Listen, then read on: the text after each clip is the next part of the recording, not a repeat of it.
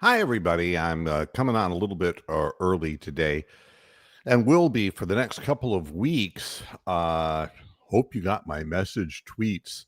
Um, my wife's had some surgery and she's in a recuperative state. And the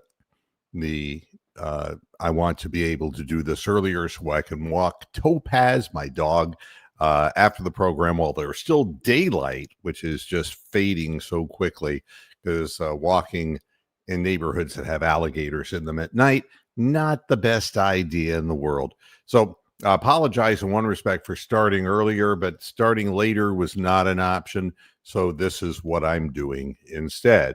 This show will probably be seen most frequently as an archive and probably will be better off that way. We will talk about the Browns and we will talk about the Cavaliers. And the Browns will be first. If you really want to watch the game, there's only a small area of the country that's going to see it because it is the Browns, and everybody knows that the Ravens are going to kick the Browns' ass. I know it, you know it, everybody knows it. There's no chance of an upset in this game. They're going to come in and steamroller us in a very embarrassing and humiliating way. And I'm really hoping that that happens so that we can just rush into whatever the next phase of craziness is with this organization. If you're living in Cleveland, Dayton, Columbus, Toledo, or Cincinnati, you can get the game. If you're in Charleston, West Virginia, you'll get the game. If you're in Pittsburgh, Pennsylvania, by gosh, you'll get the game. Even if you're in Scranton and you love Joe Biden, you'll be getting the game. And of course, the Baltimore area and the Washington, D.C. area. So if you have a way of streaming that you're interested in, that's what you're looking for. CBS is the network in any one of those cities. Now, most recently here, Kevin Stefanski did his little press conference. Hello, Shohag Mansour. How are you? Nice to see you. This is what some of the difficulties are when you're trying to deal with the Cleveland Browns. At a press conference, if you didn't read the story from the previous days, Tommy Rees was kind of bereaving his thank you, Bangladesh. Very good. Nice to have a Bengali viewer on board. Tommy Rees was talking about that 4th and 1 that they needed to get, and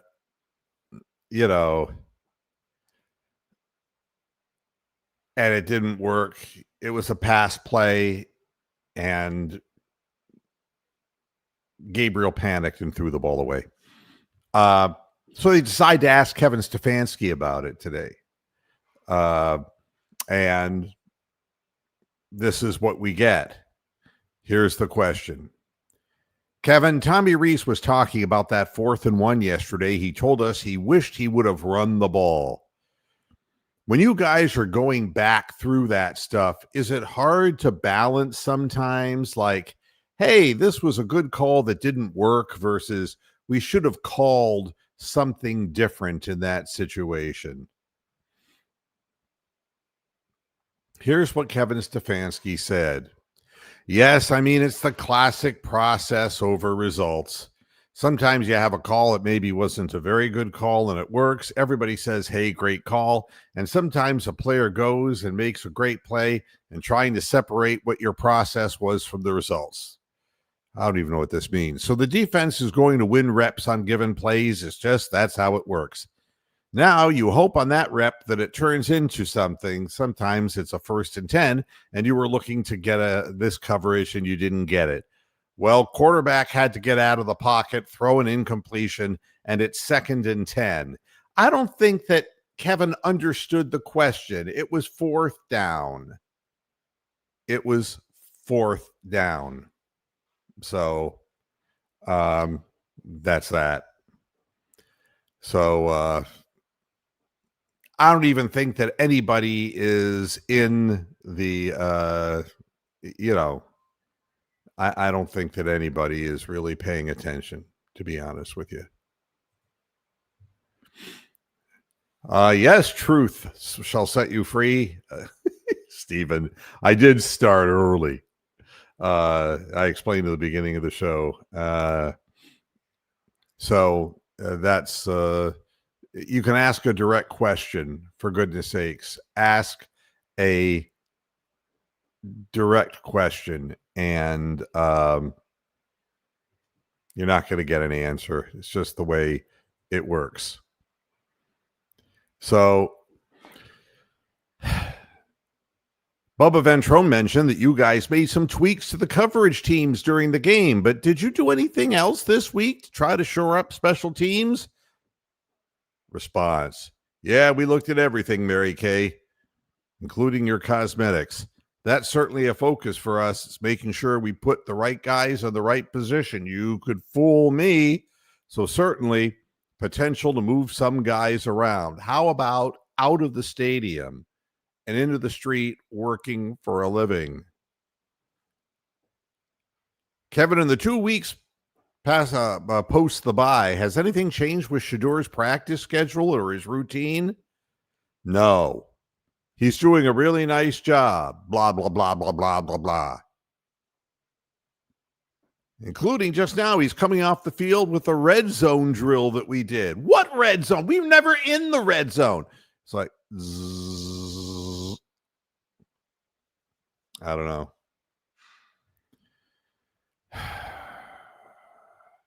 When you allude to the red zone drill, is it like the post-practice with developmental guys? Kevin says, yes. Developmental guys. Have you guys always done that in the past? No. So is that unique to a team that has like 14 rookies? For sure. Yeah. So I've got nothing left to say about Kevin Stefanski except don't let the door hit you in the ass when you get out of here. Yeah. It's all already in the cards. You know, it's just a very strange set of circumstances with the Cleveland Browns. Really strange. And that's that. The red zone drill, right, Bronk? Can you believe that nonsense? Can you believe that? Yeah, it's just a shame. At any rate, back in the real world, not Kevin Stefanski's imaginary world, you notice nobody's talking about this Browns game with the Ravens. There's nobody who's even predicting it to be a close game. And it's in Cleveland Stadium. I'm hoping it's packed and they get drilled. I want the boos starting. I want the chance of firing the head coach starting. I want it to all go. It's time. Keep Schwartz. May he be with you. Don't waste your time with Kevin Stefanski, Tommy Rees, any of that nonsense. Andrew, what do we need? What do we need a general manager for who consistently drafts the wrong people? Yeah, I know. I made I did an interim video just yesterday or the day before about this. Yeah. This has to be as strong a voice as what got the team back all the way back in 1999. They got to put fire to the feet of the owner of the team. It's just not good enough. It just simply isn't good enough. Oh, my goodness. How the Browns special teams failed versus the Jets. Oh, I think we all know that. I think we all have a good idea. Oh, here comes Mr. Moose. Boo. Well, hello there, Mr. Moose. How are you? Oh, I'm actually. I know it's like 9:20 here, but I'm waiting for a grocery delivery, which is why I'm on my phone. So I'm gonna have to jump off at Oh, some okay. point soon. Oh, But I all wanted right. to show you guys. Can you? No, I got my camera around the wrong way. I don't know how to change that. But anyway, this camera. I don't know. How do I? I don't know what I'm doing. Anyway, let me try that. Right, this here is the British version of Cheetos. Oh, cheese that So goes there you crunch. go. That's what I'm eating while I'm waiting for this. So All anyway. right. Why does it look green? Oh, that's because I got a green star hanging up because you get enough green Ah, light. I thought it was But yeah, it's moldy actually orange. Cheetos. Moldy It is Cheetos. orange. Yeah. Yeah. Basically, they do a written description of how we gave up 2 special teams touchdowns in 48 seconds or whatever the hell it was. That was fucking brilliant. I mean, that was Yeah, that was the highlight of the year from you. but yep. I guess the whole thing is that they just were lined up wrong, and somebody made the wrong cut here, and somebody made the wrong cut there, and the guy ran untouched, and it's like the same shit. That's just generic nonsense that teams should not be making mistakes at this time of the season, regardless of who you are and who your players are. A well-coached team would not make these problems for themselves. And even the media is talking about that. They're referring to it as the eerie, not as in the lake, but as in the scary silence surrounding this game. Nobody's talking about it. Nobody in the press is really talking about it. In the local Cleveland press, nobody is making a point of saying, well, what are we going to do to stop Lamar Jackson? Because they know better. We can't stop Lamar Jackson. We can't stop the running backs. We can't stop the momentum against the team. The team will quit after a quarter and a half, and that will be that. And it's so bad that they're saying, could the silence be because the Browns are planning an ambush? And it's like, oh, for God's sakes. Well, let me just say that in that regard, they did have that fluky win against Baltimore, I believe, last season when we went 3-15 or whatever it was. But I don't think that's going to happen this week. So no, I think that this team, no, I think we're dead. Is destroyed, and it's unfortunate. And the organization is destroyed, and that's unfortunate. And if this is all we're going to get with Jimmy Haslam and all, I'd rather not have professional football in Northeast Ohio. I would vote against it. I would vote to make him move. We don't have it at the moment, do we? No, he's going to be there forever because he's Yep, him and his family. Yep, absolutely. He's like HIV. It'll always be in your system, Yeah. All you can do is try to control it. Yeah, count your T cells, I guess. And then there's the one guy who got the Orange and Brown Talk podcast, who have, you can feel reading the articles, you can feel Jimmy Haslam's halfway up their ass. Here's the headline. Feel the power. Do your televangelist thing. Feel the power. Yeah. Trust the process. Why sticking with Dylan Gabriel against Baltimore is the right call.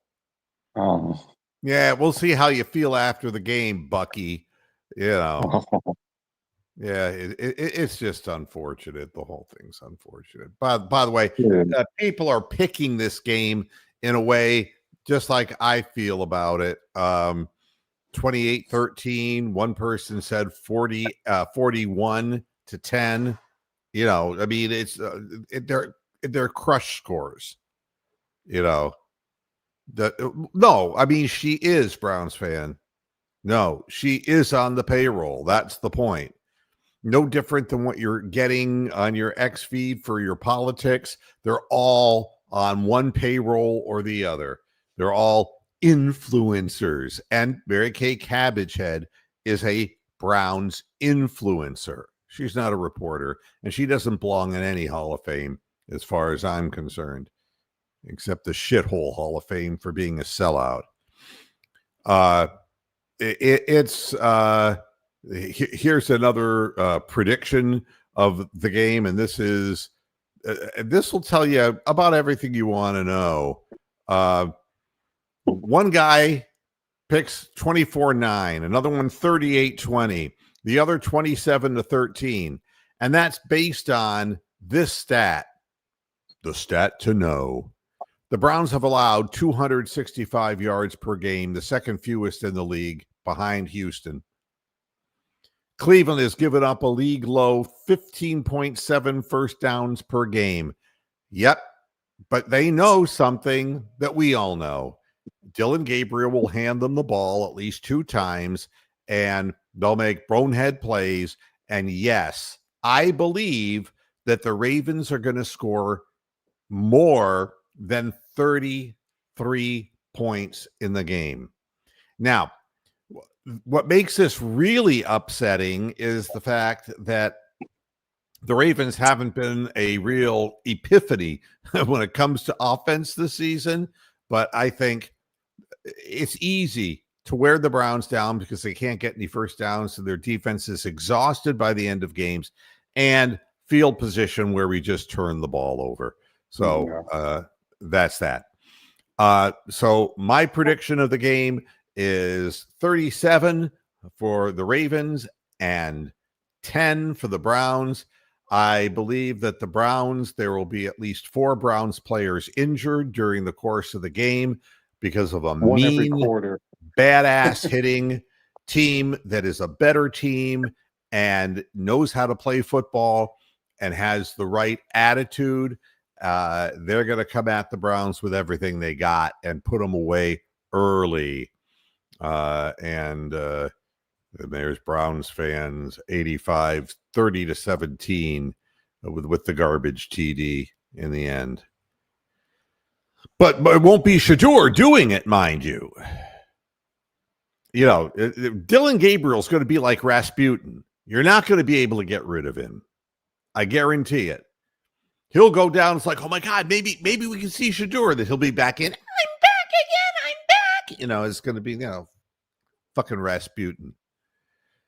All right. I'm done talking about the Browns. If that's all you came to listen for, you're not going to get any more. They suck. Yeah. And I don't care about them anymore. And the worse they lose, the better. And I hope the fans get angry and try to do something about it. What were you going to say? I'm sorry, Brock. Yeah, I was going to say that stat that I saw about Dillon Gabriel having virtually the same stats as Cody Kessler. And we all remember how good he was. And Kesslers were better. In the same spot, yeah. Kesslers were actually better. Yep. Better, yeah. Cody Kessler. How many games did he win as a Brown? Right. He only, if I'm correct, 17. It was like 17 times he played for the Browns, and then they had to quarantine the whole place of him, and he was gone, and that was the end of that. So yeah, it looks. Of course, Cody Kessler was a noodle arm who was right-handed. But yeah, you can always see on the out patterns. The thing that's obvious about Dillon Gabriel is that he winds up like the Hall of Fame baseball pitcher Walter Johnson did in the 1920s. And I mean, he's got to seriously muster up every bit of his body to get the ball outside of the fucking hash marks. It's embarrassing. It's like he's going to throw his left arm out of its socket. He winds up so far. You know those old cartoons with like Snagglepuss or something, and they pretend they're at Notre Dame and they're playing Army or something. You know, the cartoon football games where they like pull their arm way back and then throw the ball. That's like what that looks like. Yeah, and yeah, Raul, that's she's, I don't know. I can't read the comments of them. My glasses on. Yeah, Mary Kay is the mouthpiece of the organization, and yeah, it's like Oh, Yeah, seems like definitely the mouthpiece. Yeah. seems like BJ's happen to be in the news a lot lately for some God knows what reason. But anyway, Yeah. yeah, All right. So let's talk about the Cavaliers because it ain't much happier. yeah. Tell me what's happening because I was asleep for all So were three of the they. past three games, So were and they. so I saw one quarter of the game that we beat Miami in, and I was asleep for the other three, other Yeah. two, whatever. What I can tell you is this: something's rotten in Denmark. Something's wrong, and I don't mean look, people get hurt, and there's all that. I mean, it's not hard to get hurt in any athletic endeavor when they're playing as hard and as fast as they are in the NBA. I'm not saying that this has anything to do. Why are we focusing on your crossed arms? Because I'm not holding the not holding the phone anymore. I got tired. Oh, okay. I'm sorry. I was like, what am I looking at here? The the problem that I'm seeing with the Cavaliers is, first of all, the injuries. But it should be obvious the people who are injured are always injured, and True. and so you have to learn how to live without them for periods of time. What's Yeah, I got a bothering question about that. What happened to Jalen Tyson? Now I saw that he wasn't concussion? playing last time.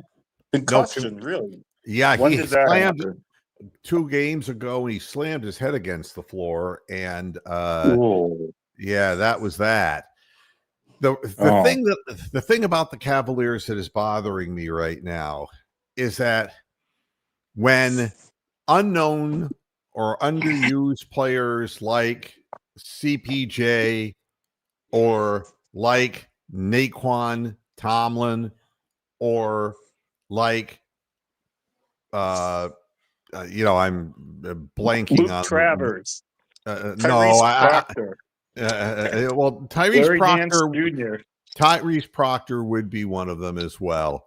The team is actually playing much better defense when these guys are on the floor and with more intensity. And what I'm seeing is something that I never thought I would say, but I'm saying it today. Evan Mobley is acting like a flake, an absolute Wow. flake.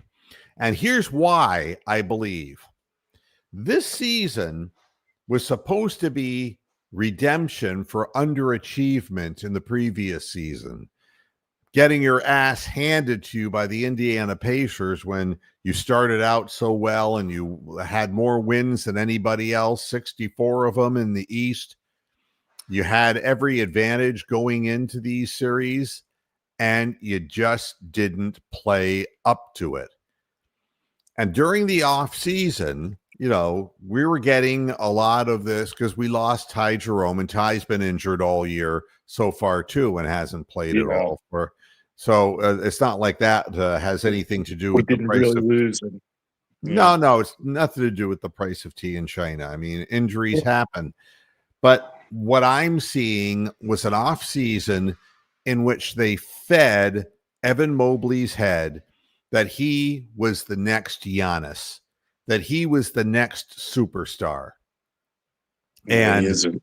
we want you, is what they said to him, to show all of your game. You've got to be able to show the range from three. You've got to be able to bring the ball up the floor. You've got to be able to use those long strides when you're handling the ball to get to the rim. You've got to, and you've got to show us that mid-range shot and the jump hook and this and that.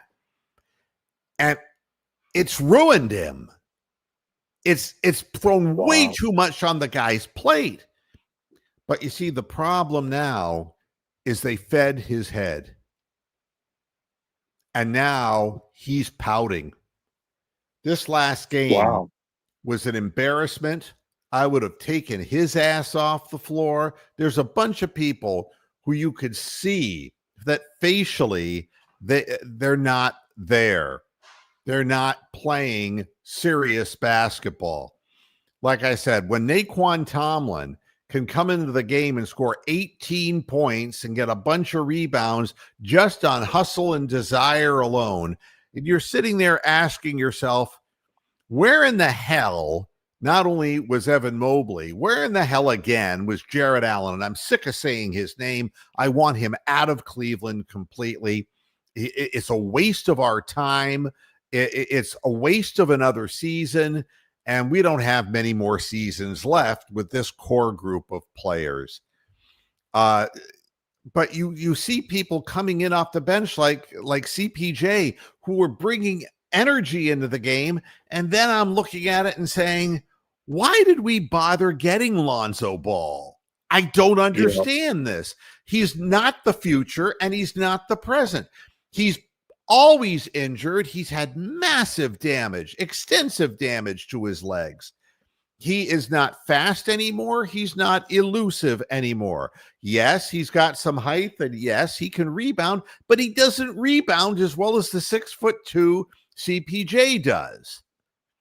He's supposed to be such a great passer. I don't see it. And he's shooting 31% from three and damn near that bad from the field altogether. He can't shoot. Yeah, I looked at the box score from last night's game, and I saw all these like players that had 9 3 attempts, and then there was like made 1, made 2, made 1, made 3. There was like shooting 25% from threes on 41 shots is not going to win you a lot of games. No, I mean, looking at the way they came into the season was, we're a bombardier team, 3-point shooting team. And you start looking at the percentages. Donovan Mitchell is making 39% of his threes. That's fine. Mobley is now down to 34% and heading south. The biggest disappointment and head feeder of all is DeAndre Hunter. DeAndre Hunter, when he came to Cleveland, came off the bench. Do you remember? Absolutely. And he lobbied, his agent lobbied, and the team caved in and said, you're a starter, DeAndre. And since then, he fucking sucks. Oh, I think my stuff's here. I'll stay on, but anyway. Okay. Go ahead. I'm looking at DeAndre Hunter, and he's not the same player. He's shooting only 43% from the field. He's shooting 27% from the 3-point line. How is that? I mean, he's not rebounding well. I don't know what he's doing out there, except he's only getting 4 rebounds a game. I just, I don't get it. He's only assisting 3 assists a game. He doesn't pass the ball. And the worst part of it is that compared to last year when he was coming off the bench. And if you look at DeAndre Hunter's time with the Cavaliers, he was shooting 48.5% from field goal range and almost 43% from 3-point range. And those numbers are down to 27% from 3 and 42% or 43% for the floor. His shot selection is horrible, absolutely horrible. And I just don't understand. I for the life of me can't understand this. Once they made him a starter, he got what he wanted, and he stopped caring. And it's obvious by looking at him. And if you don't want to believe me, just take a look at the play that cost us a game where he didn't even bother cutting with the back cutter with Wiggins on the lob play. In fact, where was Evan Mobley, who's our big man? Isn't he supposed to be camped out with 0.4 seconds left on the clock on an inbounds pass just to be camped out? Don't you have your best shot blocker back there so that they can't get an easy lob pass? Evan didn't know where he was, and neither did DeAndre. That's what we get. It's really unfortunate. Now, why do I think this stuff is happening? Team identity is an interesting thing. When it was JB Bickerstaff, it was archaic offense and playing really hard-nosed half-court basketball and playing defense. That's what JB Bickerstaff was. But the thing was, we had Donovan Mitchell, we had Darius Garland, we had people who could score more. And Kenny Atkinson came in and said, I have this, this idea, this dream of playing an up-tempo kind of game where we shoot a lot of threes and we get up and down the court. And hence the Cavalanche was invented, which is great. Except by the time we got to the playoffs, we were not athletic enough to compete with the most athletic teams. And it wouldn't have mattered if it wasn't for Indiana. If you'd have gotten to the finals, you'd have been 4-0'd by the Thunder because they're way too fast, way too athletic. In yesterday's game, the thing that was bothering me was that, Evan Mobley was getting pushed around by Jakob Poeltl. For God's sakes, that can't happen. That's just a lack. It's a lack of effort. And Jared Allen was just invisible after he had that one good game. It's the same story with him all the time. You can see the long faces on the players.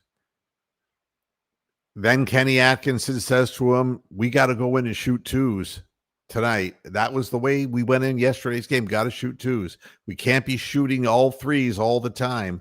We got to go to the basket because that's what won them the one game when the substitutes came in. They weren't throwing up threes left and right.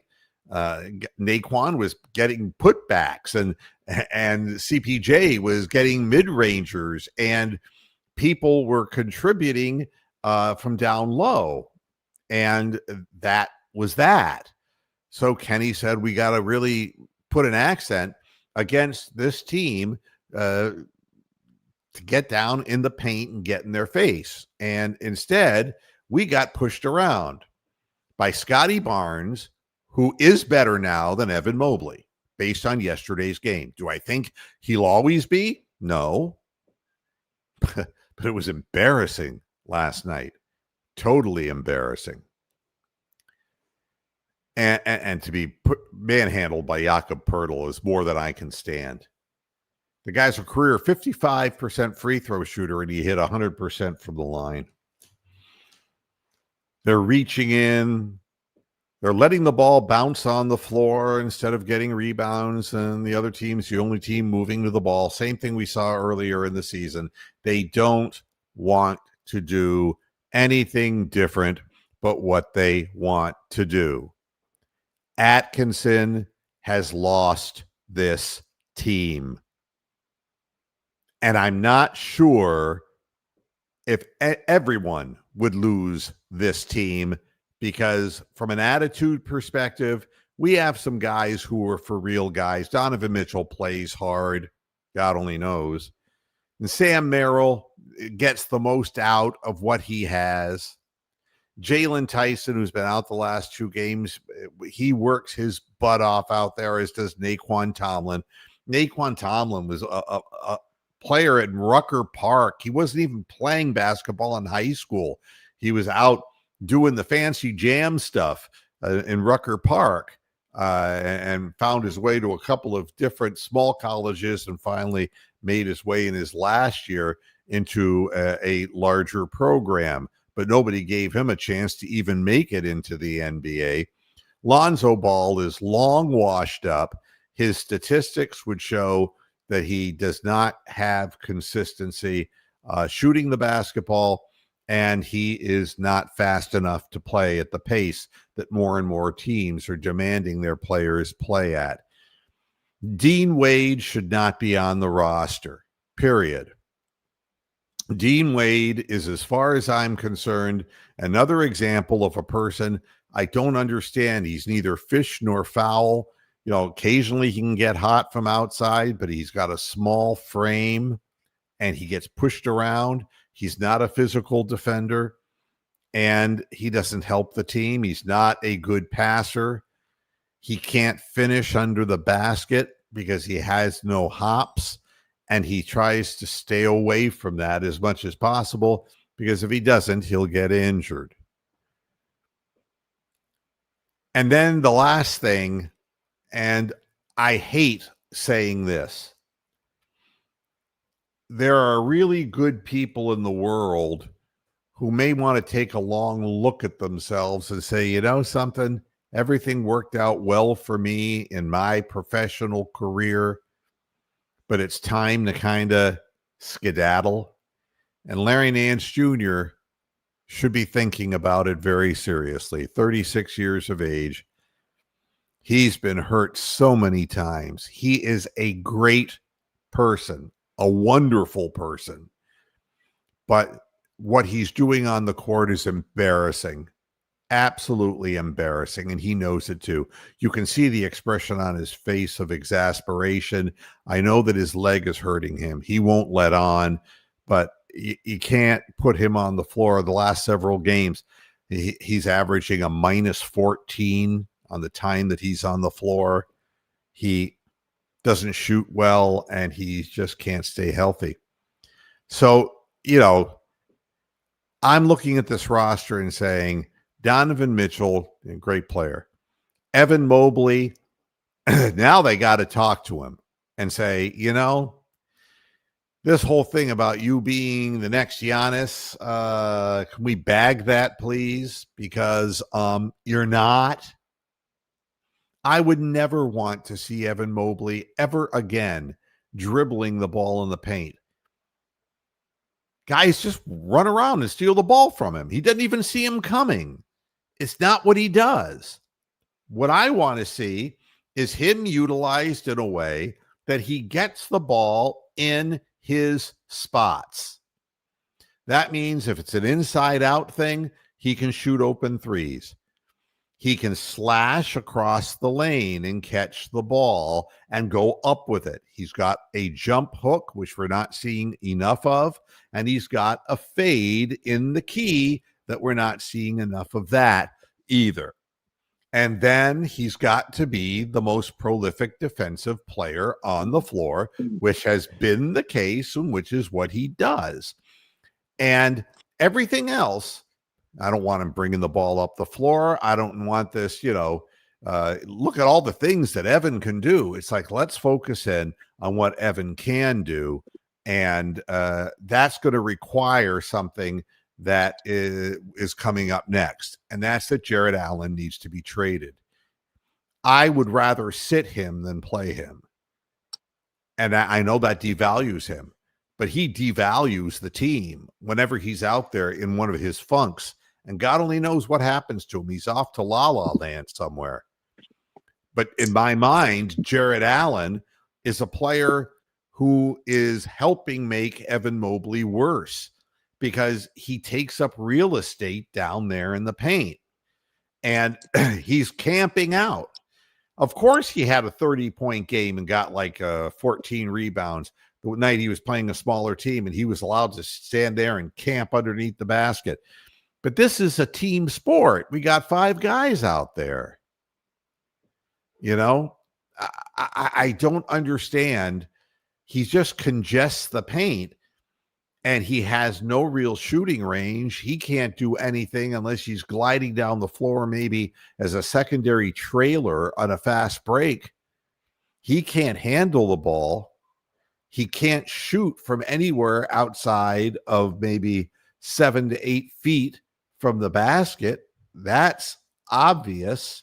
We're going to bring the Moose back in here. There you are.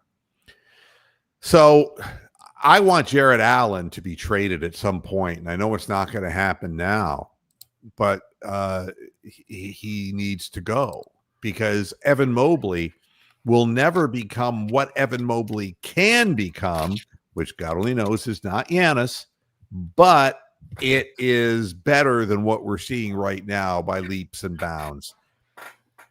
The next is DeAndre Hunter. I would bring him off the bench again. Oh, yeah. I don't see that he is, it's all well and good. He's got certain skills. He's got a long reach, but he can get up in somebody's face if they're shooting a fadeaway. Like if Brandon Ingram was shooting a fadeaway, he's got long arms. He can get those up and he can make it difficult. But in transition, he's a liability and he's not a good ball handler. And DeAndre Hunter was effective as hell off the bench, and he has been ineffective as a starter. And I know that he was all juiced in preseason because they named him a starter, and that has something to do with him being the sixth man with the Atlanta Hawks all those years, and he wanted a promotion. But damn it, fuck his promotion, man. This is a team sport. If you're looking to go deeper into the playoffs or to get to the playoffs at all, you can't all be wannabe superstars. Well, I'm waving my hand here and forgot I'm not on camera, but wasn't his thing about being a starter the fact that Max Strus is hurt, though? I mean, well, they're going to be confronted with a lot of things when the time comes. But so who's all hurt at the moment? Because you'll have to catch me up because I haven't kept track this week. I've had shit going. Larry Nance Jr. has not said anything, but his grimaces and his leg tells me that he's hurt. Yeah, he looks absolutely awful. Yep. So. And we know Lonzo Ball is protected, can't play back-to-backs, and has 20-minute per game limits because his legs are not good. Right now, Tyson's, like I said, is trying to come out of a concussion protocol, if you will. Darius Garland is injured because he's always injured. And I think that it's time that the organization take a look at why that same toe keeps getting re-aggravated. And what I can tell you, and again, this is Dr. Moo speaking. Dr. Moo. When I played tennis, and believe me, I was a bigger guy than I am now. And I put a lot of pressure on my feet and my knees and my shins and all of it.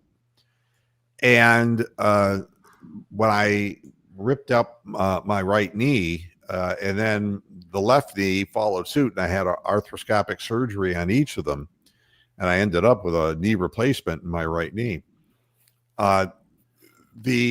The issue was as much my feet. The feet are the foundation of the rest of you.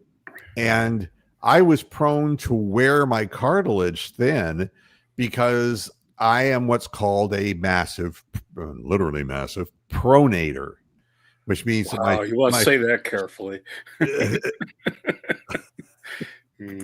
My feet go like this. And so what happens is a person who's a pronator, you can always tell the wear pattern of their shoes. The very inside of the sole is what, instead of striking straight, it's the inside part that strikes. And so you wear all your shoes out on in essence, on the inside of your, it's really a weird thing. But if you look up pronation, but what it does is you need to be leveled out. And that's where orthotics can help. Yeah, I remember you talking about this years ago, where you got insoles that were specially made to, marry up your feet and all that. And now here's the thing: is that there are many different kinds of orthotics, and for professional athletes, I won't begin to guess. The ones that I have worn are very hard. I mean, they are, well, partly because I'm a big guy, but also because my pronation issue was so pronounced. But I'm really wondering if the toe that keeps getting injured over and over again, and it seems to flare up when he does stop and go, and when he's going to the basket, he tries to put on the brakes, change direction. I'm wondering if there's a flaw in him mechanically that could be helped, because this will cripple him for life. And he's too valuable an asset to the team, and he's not tradable now. Yeah. So I'm wondering what the hell they're looking at, because they're saying, Kenny Atkinson made a point of saying he is day to day, not week to week. And I'm like, if that's all it takes to get him out for a week or two at a time, he shouldn't be playing. He Yeah, shouldn't have come back. He's not healed properly yet. we should have better players available than Garland at 60% efficiency. We should have better players available than a half injured Dwayne Garland or whatever. And here's Wayne Garland. Yeah. Yeah. Wayne Garland. We've had bad luck with that name. What I will say is this. The way this season becomes not a waste to me, if you are locked into the one way of thinking of saying, oh, we got to push up and down the floor and shoot threes, I think Kenny has kind of woken up and said, it ain't working.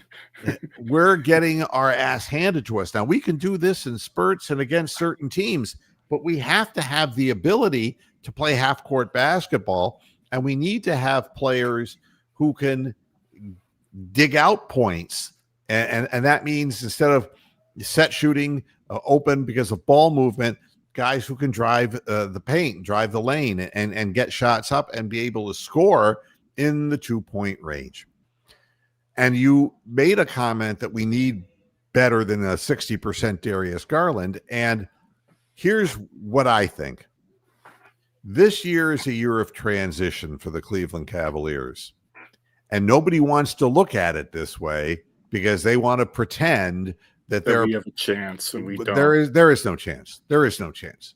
I wouldn't waste any money on winning the East, really, at this point. This group of players, no. And I understand their injuries, and I understand that they're, you have to, if you want to be a run-em-gun-em three-point shooting team, then having 2 7-footers playing on the court at the same time, jamming each other in the paint, probably not the best idea in the world. That's the first thing. The second thing is you need guards who can move better and shoot better.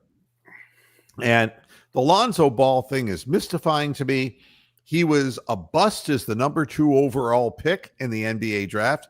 He's never lived up to anything. Why anyone, well, they convince themselves, well, he's a veteran now. And it's like he's never won anything. He's never played with a team that's won anything. Everywhere he goes, they've sucked. He went to the Lakers and they sucked.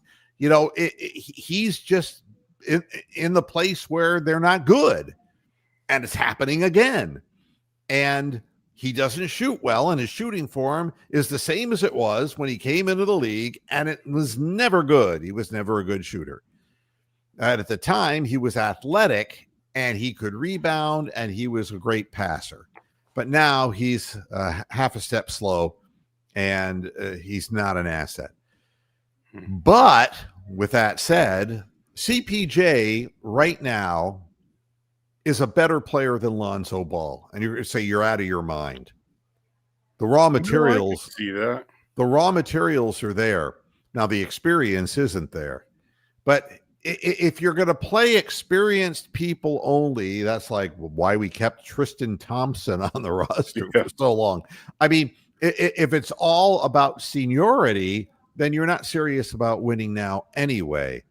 And what we're seeing is, how about rewarding somebody who does something the right way? If Evan Mobley in the off season worked on his 3-point shot, if he worked on some of these things, and I see that he didn't work much on his free throw shooting, though, let him be rewarded for that. But don't give him the car, the keys, the house, the garage, the lakeside mansion. I don't know. They've sold out to this guy, and he has now been told, here, son, here, now you've got the keys to the Aston Martin. And, and he's turning the ball over. I don't know if you have a look, but look at his turnover stats. They got to be pretty horrific, for this season so far. Because 2.3 turnovers per. And to put that in perspective, if we look at the guards, Donovan Mitchell averages 3.3 turnovers, but he's driving through the paint. Yeah, and he's handling the ball maybe 3 times more than Mobley is. And DeAndre Hunter has almost 2 turnovers a game, and he's not a ball handler. And Lonzo Ball is at 2.1 turnovers because he's Wow. not a secure ball handler either. Now, I'm looking at CPJ, but it's such a small sample because he's not playing minutes yet. He averages 17.4 minutes in over 13 games and has 0.8 turnovers average per game. Yeah, but he's playing against scrubs too most of the time when he's in there. Well, Yeah. but the last couple of times that's not been the case. Yeah, well, not this week because I haven't seen it, but He jumps. earlier in the year. He can block shots. He can do a lot of things. And I'm not going to tell you that he is. He's not scoring, punches and bunches kind of guy. He can get hot, but he can create something for himself, and he plays bigger than his 6'2". Yeah, and he can drive in and kick out and find some open guy. I mean, have you ever seen Lonzo Ball actually jump for something? Yeah, I saw him jump for a rebound, and I thought for sure that he was going to hurt himself. Yeah, he's closer to the ground like I would. Now, the other guy who's interesting in all this is Proctor, who, Yeah, I like him. well, I'm a fan. here's what I think about him. I look at Lonzo Ball's shot, and it's always looked broken to me. Yeah. And Jalen Tyson is another guy who really needs just to be a set shooter. He's a good hustle player, but he's not imaginative, floating through the air with the ball, right? No, he's never going to be creative. He's never going to be a flair player. And He's like and Brazow. well, it's like Merrill. Merrill's in there to hit, threes. I mean, he's a perimeter shooter. And you can't have him in there if he's going to go 2 for 9. Yeah, and so I'm looking at Proctor and saying, he shoots lousy so far this year. His statistics are dreadful as far as his shooting percentage. He's shooting 30% from 3 and 35% from the field. Yeah, he doesn't take twos though, and he doesn't drive. Yeah, well, that's the thing. I mean, he's very inexperienced. He's 21 years old. Right? Yeah, I think you gotta keep him and develop him. Right. But And what I'm saying is get better. you have CPJ, who is the short spark plug kind of guy, and then you've got Proctor, who can handle the ball, and he's got some slick moves. Right now, the game's moving a little fast for him. And you got to remember he played at Duke, and he was the 5th guy drafted out of the 5 starters. And there were other people, Cooper Flagg and that whole crew, who were getting the ball a whole lot more than he was. And the rap on Proctor when he was at Duke and coming out for the draft is that his shot selection wasn't always the best. And I just think he was trying to get shots amongst 4 other players. All the ball hogs, yeah. Yeah, and playing for literally a top tier team. My vision of Proctor is his shot does not look broken to me. He looks rushed. And it brought to mind, and I want to look this up because I have spoken about this before. Well, I actually think he can get better. I mean, there's not a lot of players on this team that I think actually have a ceiling, a room for improvement, Yep. And I don't think I think most of his team are on the level or on the downside of their careers, unfortunately. I'm going to look at the history of a player, and a rookie player who played in 56 games, right? And he was 19 years old. And he was a flat out shooter in college, man. He was a can't miss 3-point guy. In his rookie year, he shot 41% from the field and he was not. He looked like he was way rushed and way out of sync. All right. His next year, he shot 41%. But now suddenly his 3-point shooting was up to 40%. And as his career progressed, his field goal percentage started going up to 45%, 48%, 47%, 48%. And his name was Bradley Beal. And his rookie year, it was just moving too damn fast for him. Right. And that's what I see in Proctor. I see a guy who just, you know, he doesn't look comfortable. The release looks good, but it's not fluid. It's like, got to get it up now. Kind of herky jerky. But if we have Porter and we have Proctor, we have Garland sometimes. If we can't figure out what is injuring him all the time, then he's not going to amount to anything. No more than Lonzo Ball did. I'm hoping that there is some solution to the Darius Garland problem. Yeah, otherwise this is his last year to be wrong about it. I mean, it does seem pretty serious to me. Well, it's certainly lingering, and what they say is, well, after your surgery, there are going to be days that are worse and days that are better. But I look at the player. That's something you tell an old man, not somebody in their mid-20s or whatever. You watch any basketball game, and you watch when a guy gets hurt versus when a guy just gets wind knocked out of him or gets popped or whatever. And there's a look. When Darius Garland went down, he pounded the floor out of frustration because he knew that pain. He'd been there before. He knew what it meant.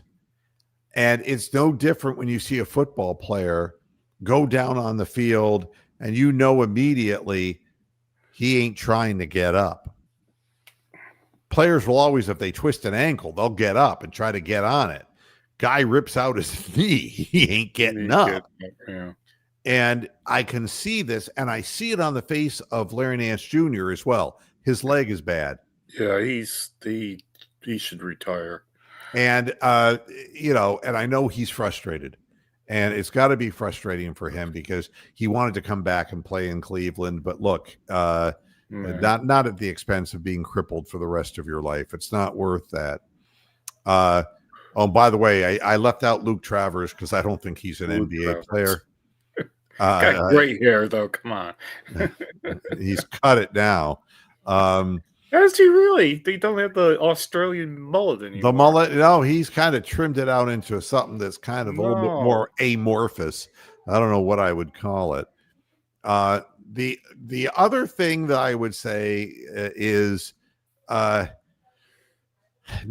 Tomlin. And you need a Tommy Einstein voice. I thought you were going to do that. Naquan Tomlin. Yeah. What you're always seeing is certain things that they saw in Rucker Park. All right. But there is something that is happening when he's on the floor that we're not seeing from the other players. He's getting to the ball. Yeah. He's following shots up. What he has is an extremely fast, quick second jump. And that's something that good rebounders have, especially offensive rebounders, because ball might be hanging on the rim. They jump a little early and they got to go up a second time. The best offensive rebounders who have played in the NBA, and you think about guys like Dennis Rodman and guys like that, they all had really incredibly fast second jumps. And that's what jumps out at me when I look at Naquan Tomlin. Wow. He's a guy who can get up in the air. He needs to work on his perimeter shot, but he's not a guy right now who is an offensive guy.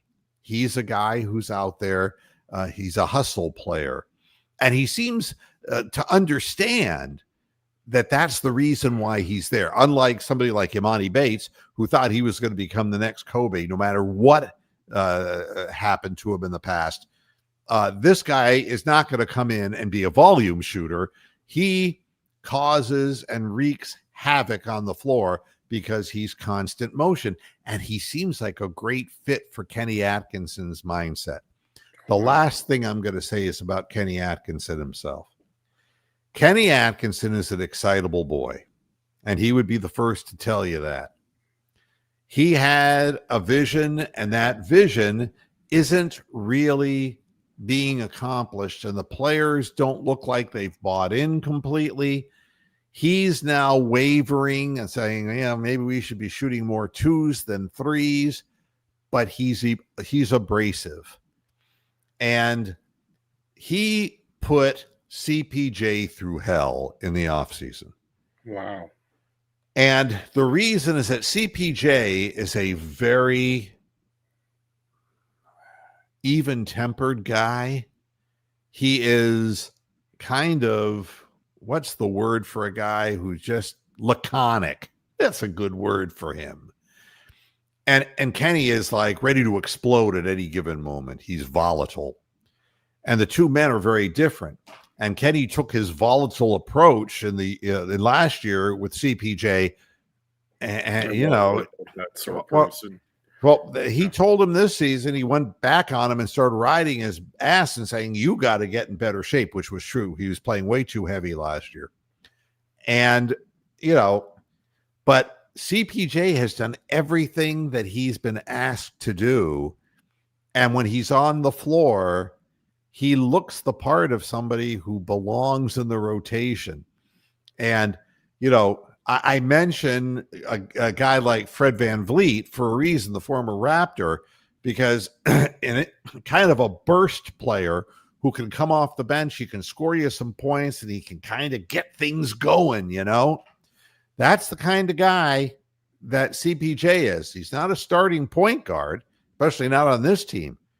But coming off the bench, he's a guy who can do a lot of athletic things, and he's not afraid to go to the basket, and he's got strength. He can hang in the air. He can block shots from behind. He surprises people, and I hope they give him more of a chance.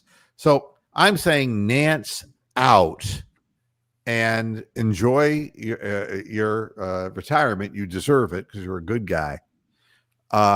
Lonzo Ball, you want to put him on the bench, put him on the bench, but you know, give these young guys a continued opportunity to learn. I understand that right now, these two young players, Proctor especially, is not really ready for prime time. So you're going to see Lonzo Ball in there, but don't expect to get anywhere in the playoffs with these players because they're not good enough to get that done. Naquan Tomlin is a guy, give him hustle minutes. That's why Larry Nance is expendable, because Tomlin is a motor. He's got a motor, and Larry once had a motor too. But you know, he's getting old. I mean, the thing is, we've got to stop these horrific like second quarter dips and third quarter dips that they've had, and that's by the bench being overrun by the other team's bench players.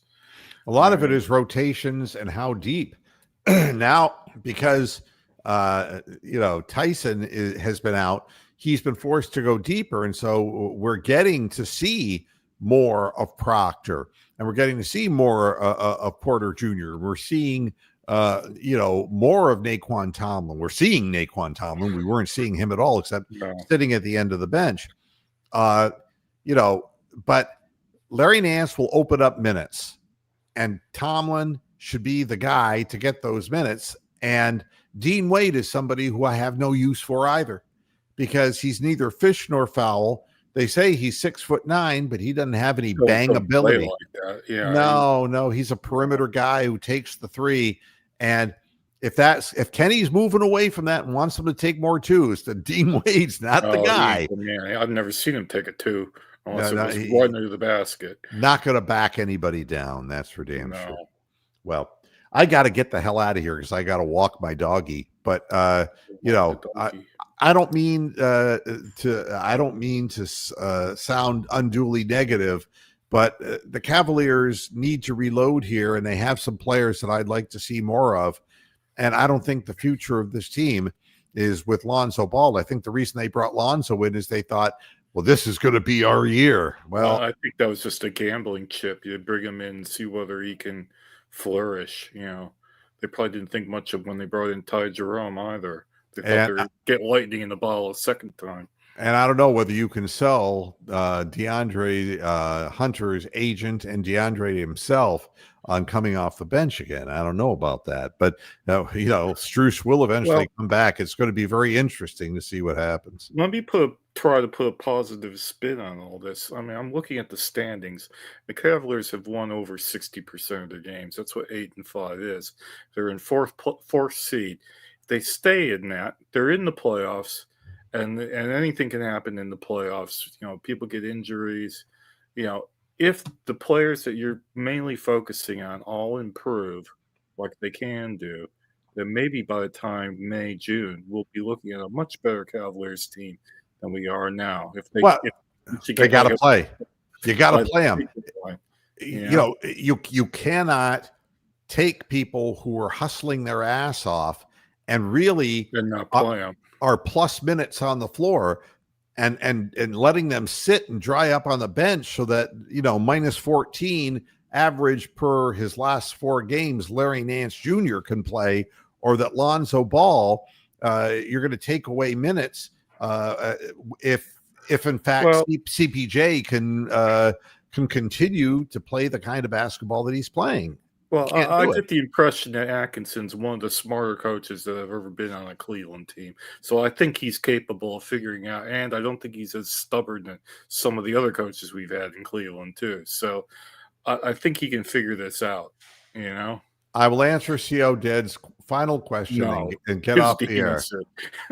There are greater odds we will see Colonel Harland Sanders than Shedeur Sanders in this game. Yeah.